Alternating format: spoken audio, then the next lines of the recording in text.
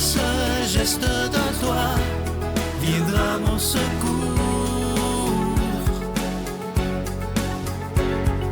Viens semer dans mon âme le grain de l'amour.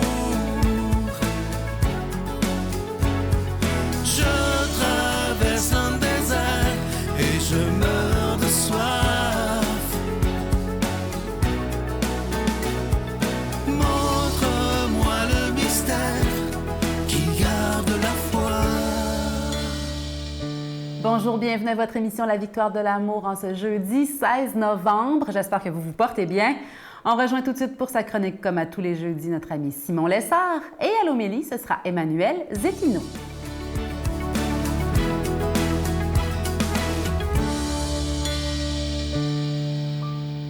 Bonjour tout le monde. Alors, nous continuons cette série de chroniques pour mieux connaître Jésus-Christ. Que nous dit Jésus-Christ sur lui-même? Eh bien, après nous avoir dit qu'il était la porte des brebis dans l'Évangile de Jean, tout de suite après, il ajoute « Moi, je suis le bon pasteur, le vrai berger qui donne sa vie pour ses brebis. » Donc, c'est étonnant. Il est à la fois la porte des brebis et le pasteur des brebis. Hein? Jésus veut nous révéler des aspects différents de sa personnalité à travers ces images-là. Eh bien, qu'est-ce que fait un pasteur pour ses brebis? On peut dire qu'au moins, il les conduit, il les nourrit, il les protège et il les soigne. Eh bien, Jésus fait tout ça pour nous, si nous acceptons évidemment d'être ses brebis. Il nous conduit vers le royaume de son Père, vers le cœur de Dieu, vers la vie éternelle. Et aussi, il nous nourrit, c'est-à-dire qu'il nous donne toutes ces lumières dont notre âme a besoin, tout cet amour dont notre cœur a besoin pour avoir une vraie vie, une vie heureuse, joyeuse, en abondance. Jésus aussi nous protège, nous protège des loups comme un pasteur, c'est-à-dire tout ce mal qui peut nous attaquer et ce mal aussi parfois que nous pouvons nous faire à nous-mêmes. Alors lorsque nous sommes unis à Jésus, Jésus nous aide aussi à éviter tout ce mal qui peut venir de l'extérieur ou de l'intérieur de nous.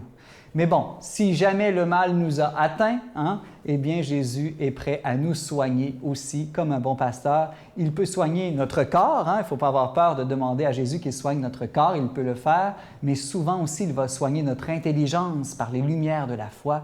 Il va soigner notre cœur en nous donnant évidemment sa miséricorde. Voilà comment Jésus est d'abord bon pasteur. Mais Jésus, vous savez, il va plus loin. Il dit « Je suis le vrai berger qui donne sa vie pour ses brebis ». Alors, il la donne cette vie au moins en deux sens différents.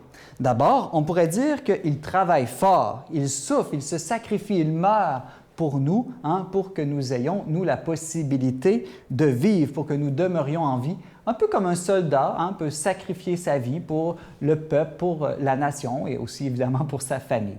Mais aussi en un autre sens, Jésus nous donne sa vie dans le sens qu'il nous donne de communier à sa vie divine qui circule en tout son être. Ah, ça, c'est un sens beaucoup plus profond et mystérieux. C'est comme si Jésus nous donnait son cœur, nous donnait son sang par une greffe ou une transfusion sanguine. Puis comme ça, c'est vraiment lui qui vit en nous, nous sommes un avec lui. Eh bien, c'est pour ça, par exemple, que Saint Paul disait « Ce n'est plus moi qui vis, mais le Christ qui vit en moi ». Alors, c'est complètement fou quand on y pense. Connaissez-vous un agriculteur qui serait prêt à mourir pour ses vaches? Ben non, en prendre soin peut-être, mais quand même pas mourir pour ses vaches. Connaissez-vous un fermier qui aurait le pouvoir de communiquer sa vie humaine à ses animaux? Ben non, c'est impossible. Eh bien, Jésus, lui, est capable de faire ces deux choses. Il est capable de mourir pour nous et il est capable aussi de nous communiquer sa vie divine qui nous dépasse infiniment. Voilà un mystère à contempler sans cesse. Et qu'est-ce qu'il nous faut faire pour avoir cette vie de Jésus? Eh bien, c'est très simple. Il faut tout simplement se laisser faire. Notre Père qui es aux cieux, que ton nom soit sanctifié, que ton règne vienne, que ta volonté soit faite sur la terre comme au ciel. Donne-nous aujourd'hui notre pain de ce jour. Pardonne-nous nos offenses, comme nous pardonnons aussi à ceux qui nous ont offensés. Et ne nous laisse pas entrer en tentation, mais délivre-nous du mal, car c'est à toi qu'appartiennent le règne, la puissance et la gloire pour les siècles des siècles. Amen. La Victoire de l'amour vous invite à venir vivre des moments inoubliables en Italie en compagnie du Père Michel Marie, Christine Michaud, Miguel Padilla et Sylvain. Nous visiterons Venise, Padoue, Florence, Sienne, Assise et Rome, la ville éternelle. Célébration eucharistique avec le Père Michel Marie. Nous assisterons aussi à l'audience générale avec le Pape François au Vatican, du 2 au 13 juin 2024, avec Spiritour au 514-374-7965 ou 1-866-331-7965. Je suis tellement content de vous parler de ce magnifique cadeau du mois. Il s'agit du pendentif de la lumière divine. Vous allez le voir à l'écran, il est tellement magnifique. C'est en cristal tchèque et ça vient avec la chaîne qui est en acier inoxydable, donc elle ne ternira jamais. Ce bijou, il est déjà béni. Je vous rappelle que vous le recevrez avec un don de 25 $ et si vous en voulez deux, avec un don de 40 $. C'est la période de Noël qui s'en vient. Alors, merci de nous aider. Ce que je veux dire, c'est que si vous faites vos cadeaux de Noël avec la Victoire de l'amour, ben vous aidez évidemment la Victoire de l'amour à pouvoir continuer d'annoncer la parole de Dieu. Alors, je vous donne l'adresse, la Victoire de l'amour, case postale 120, succursale Boucherville à Boucherville, le J4B 5E6, je vous la redonne. La Victoire de l'amour, case postale 120, succursale Boucherville à Boucherville, le J4B 5E6. Également par téléphone, par carte de crédit du lundi au jeudi, de 8h à 17h dans le 514-523-4433, 523-4433 ou sans frais le 1-888-811-9291, 1-888-811-9291 et aussi sur notre site Internet, le www.lavictoiredelamour.org. Je vous rappelle également que la Croix de l'Espérance est toujours disponible à la demande générale, ainsi que le bracelet qui est tellement magnifique aussi, le bracelet qui est en pierre volcanique. Merci de tout cœur de ce que vous faites pour la Victoire de l'amour. Merci de votre grande générosité et merci aussi de nous porter dans votre prière. Parce que vous savez que sans vous, cette émission-là ne pourrait pas exister. Mais tous ensemble, si on décide de se donner la main, de serrer les coudes, nous pouvons être là encore pour des dizaines et des dizaines d'années. Je vous remercie de tout mon cœur, de votre don et aussi de votre prière.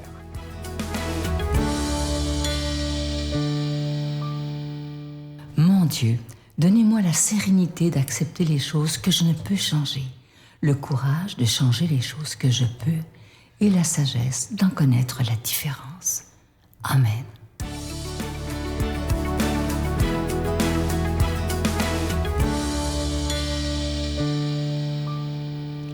Le Seigneur soit avec vous. Évangile de Jésus-Christ selon saint Luc. Comme les pharisiens demandaient à Jésus quand viendrait le règne de Dieu, il leur répondit: le règne de Dieu ne vient pas d'une manière visible. On ne dira pas « le voilà, il est ici » ou bien « il est là ». En effet, voilà que le règne de Dieu est au milieu de vous. Et il dit aux disciples: « Des jours viendront où vous désirerez voir un seul des jours du Fils de l'homme, et vous ne le verrez pas. On vous dira « le voilà, il est ici, il est là ». N'y allez pas, n'y courez pas. En effet, comme l'éclair qui jaillit illumine l'horizon d'un bout à l'autre, ainsi le Fils de l'homme, quand son jour sera là. Mais auparavant, il faut qu'il souffre beaucoup et qu'il soit rejeté par cette génération. Acclamons la parole de Dieu. Le Seigneur, dans l'Évangile d'aujourd'hui, nous demande de faire un exercice de foi. Pourquoi? Parce qu'il nous invite à ne pas aller seulement et se laisser guider par des signes extérieurs. Et parfois, dans la foi ou comme croyant, bien c'est la tentation qu'on a. On a la tentation de rechercher Dieu dans ces choses seulement extraordinaires, dans ces choses qui sortent de la vie quotidienne. On va par exemple courir après des miracles.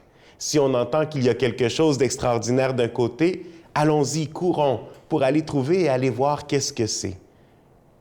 Et finalement, bien, il touche une corde sensible de notre fragilité puis de notre humanité.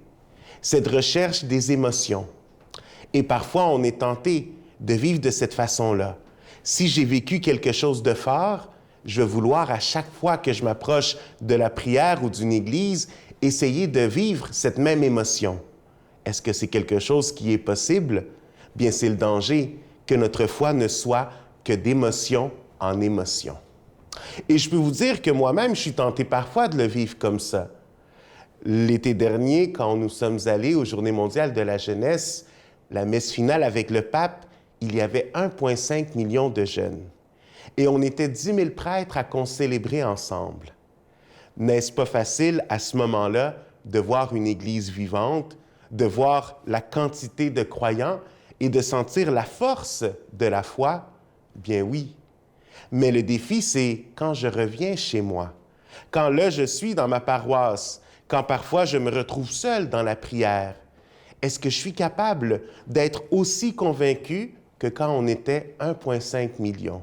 Que quand je concélébrais avec 10 000 autres confrères? Et c'est là le défi de notre vie quotidienne. Mais en même temps, le Seigneur nous dit, le royaume des cieux, il est déjà ici. Et c'est pourquoi on est appelé à rechercher justement dans notre quotidien, dans notre vie de tous les jours, ces messages ou ces moments où le Seigneur se fait présent parmi nous. Et ça m'est arrivé la semaine dernière, pendant que je célébrais la messe. Donc, il y a un moment après la consécration où on se prépare pour donner la communion à la communauté. Et normalement, je vais aller chercher les saintes espèces au tabernacle. Donc, c'est un moment réservé, un moment sacré. Et durant ce moment-là, normalement, on a invité la communauté à vivre l'échange de la paix. Alors, ils sont dans un moment où ils échangent cette paix du Christ qu'ils ont reçue. Eh bien, quand j'étais au tabernacle pour aller chercher les saintes espèces, 2 enfants se sont approchés. Donc, ça veut dire qu'ils sont montés au sanctuaire, chose que normalement, durant la messe, on ne va pas faire, mais eux, ça ne leur a pas dérangé. Ils ont monté au sanctuaire, sont venus à mon côté et m'ont dit, « Mon Père, est-ce qu'on peut vous donner la paix? » Et pour moi, à ce moment-là, c'est là où j'ai vu, justement, des moments comme ça où le Seigneur révèle sa présence. Oui, j'avais les saintes espèces, le corps du Christ, la présence réelle dans mes mains, et en même temps, j'avais ces enfants qui me disaient, « Je suis ici et je veux te donner la paix du Christ. » Donc, le Seigneur qui se fait présent d'un côté et de l'autre. Et c'est là où on voit que le règne de Dieu, il est déjà ici. On peut le sentir, on peut le voir et surtout, on peut le vivre. Mais ce qui est important, c'est de ne pas fermer ses yeux à ces gestes quotidiens. C'est de ne pas fermer ses yeux à ces moments où le Seigneur, tout simplement, révèle son amour, mais à être à l'écoute et à confier que son règne est réellement ici, présent, parmi nous. Alors que le Seigneur nous aide et nous donne cette force. Et moi, je vous bénis, au nom du Père et du Fils et du Saint-Esprit. Je vous salue Marie, pleine de grâce. Le Seigneur est avec vous. Vous êtes bénie entre toutes les femmes, et Jésus, le fruit de vos entrailles, est béni. Sainte Marie, Mère de Dieu, priez pour nous pécheurs, maintenant et à l'heure de notre mort. Amen.